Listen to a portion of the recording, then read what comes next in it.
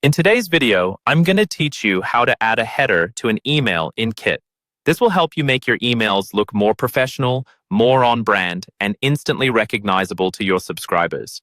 To get started, open Kit and head over to your email area.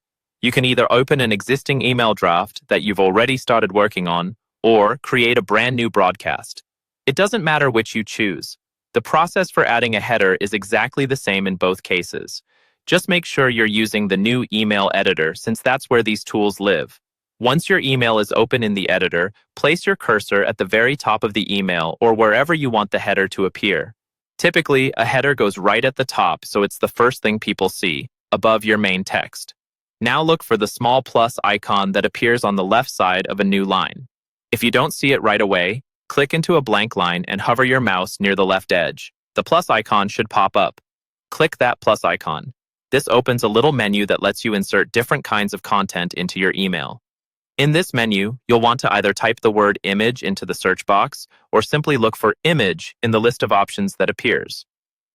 Once you see it, click on image.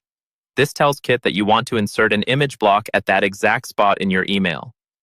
As soon as you choose the image option, Kit will prompt you to either upload a file from your computer or select one from your media library.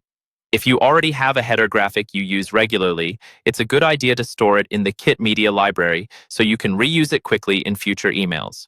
If this is your first time, click to upload your header file, such as a logo banner or branded graphic saved as a PNG or JPEG.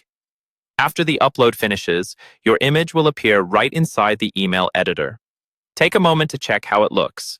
If necessary, you can usually adjust alignment or make small styling tweaks so it fits nicely with your email's design. Once you're happy with it, you're done. Your email now has a clean, professional header added using the new email editor in Kit.